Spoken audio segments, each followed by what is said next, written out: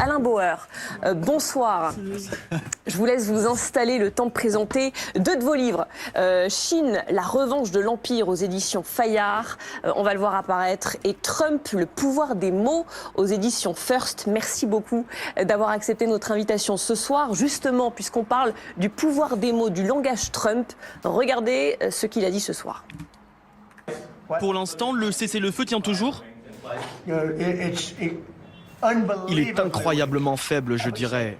Je dirais que c'est le plus faible en ce moment, après avoir lu cette saleté qu'ils nous ont envoyée. Je n'ai même pas fini de la lire. J'ai dit, je ne vais pas perdre mon temps à lire ça. Je dirais qu'il est au plus bas en ce moment. Il est sous assistance respiratoire. Eux comprennent. Ce sont toutes des personnes du milieu médical. Docteur Rose, être sous assistance respiratoire, ce n'est pas bon, vous êtes d'accord? Je dirais que le cessez-le-feu est sous assistance respiratoire massive. Alain Bauer, le cessez-le-feu a 1% de chance de survie. Il est en train de nous dire quoi? Qu'on va rebasculer dans la guerre? Bon, il s'est préparé à la guerre. Le Premier ministre Netanyahou a été très clair dans son entretien avec CBS, je crois, également. Donc, mais on est dans ce processus de montagne russe. De manière assez récurrente. Et d'ailleurs, puisqu'on est dans le secteur médical, le président Trump, c'est un peu Dr House, vous voyez, la série médicale où on vous tue 12 fois avant d'essayer de vous sauver in fine dans les 3 dernières minutes de l'émission, après avoir à peu près tout tenté. Donc plus on ne... Comme nous, on n'ose pas appeler un chat lorsqu'il s'agit des Iraniens, mais ça remonte, hein, c'était Mitterrand, Chirac, tous, il n'y a pas un. Donc le traumatisme des attentats fait qu'aujourd'hui, on a cette peur qui nous empêche, alors je dis pas qu'il faut faire la guerre à l'Iran du tout, ni qu'il faut... Loin de là.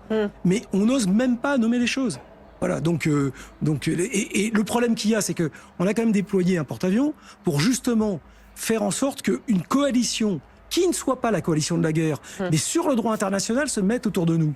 Si on n'est pas capable aujourd'hui quand même d'assumer un certain nombre de choses, bah évidemment les gens, ils vont hésiter plus longtemps à venir dans la coalition. Un mot quand même, le Charles de Gaulle qui a passé le détroit de Bab el-Mandeb au sud du Yémen et qui poursuit, il n'ira pas jusqu'au détroit d'Ormuz, mais qui... de Détroit, si on lui donne l'ordre d'y aller, ce qui ne va pas être le cas pour l'instant. Pour l'instant, il est très bien là où il est, mais il est bien là où il est si on arrive à crédibiliser l'histoire de la coalition. C'est ça le sujet. En attendant, les Iraniens ont réagi à nouveau ce soir. À l'instant, le président du Parlement iranien qui dit toutes les options restent ouvertes. Est-ce qu'on peut la voir, cette citation du président du Parlement iranien? N'arrive pas à naviguer.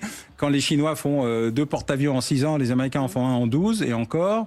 La démonstration de puissance du 1er septembre lors du défilé chinois, où on avait pas seulement des prototypes, mais des milliers d'équipements de dronisation, de lasérisation, etc. Une note de l'armée, de l'US Navy, fin de l'année, qui dit « nous sommes égalés, virgule, voire dépassés par les Chinois ». Et donc, je veux dire, si les États-Unis n'arrivent pas à vaincre l'Iran, vous allez voir à Taïwan, parce que c'est un autre sujet. Alors là, c'est une conquête chinoise.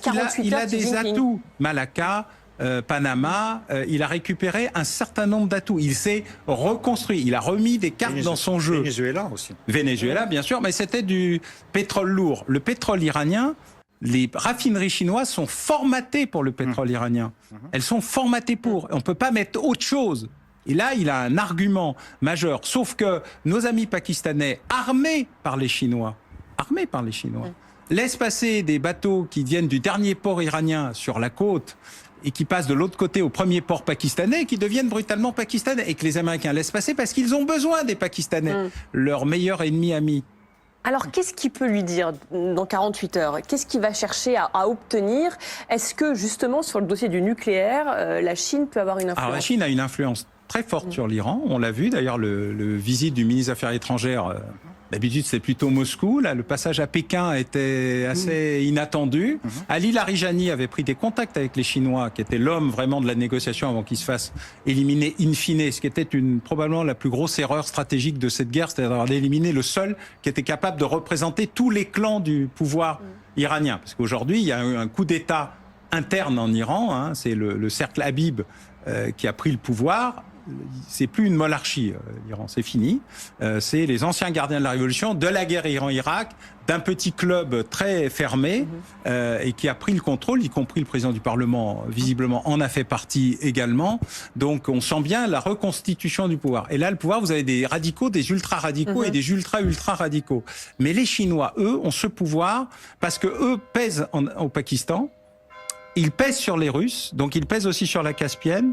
Leurs relations avec les Turcs sont pas si mauvaises que ça, contrairement à ce qu'on pouvait imaginer. Il y a une espèce de reconfiguration mondiale sur laquelle le président Xi pourrait dire je vais être le faiseur de paix. Et d'ailleurs, ça l'intéresse d'être le faiseur de paix. Faiseur de paix, tout en fournissant des composantes essentielles pour fabriquer des missiles iraniens. Du perchlorate de sodium pour faire du propergol, mais ça fait des dizaines d'années. Parce que pour peser sur l'Iran, il faut montrer la clé de la porte de sortie principale du conflit. D'ailleurs, je raconte comment, depuis Deng Xiaoping, dans le livre, la construction du pouvoir chinois a été d'abord économique, puis politique et enfin militaire. Quand la Chine dit « je vais tripler mon nombre d'armes nucléaires », elle n'en a pas besoin. Pourquoi le fait-elle ?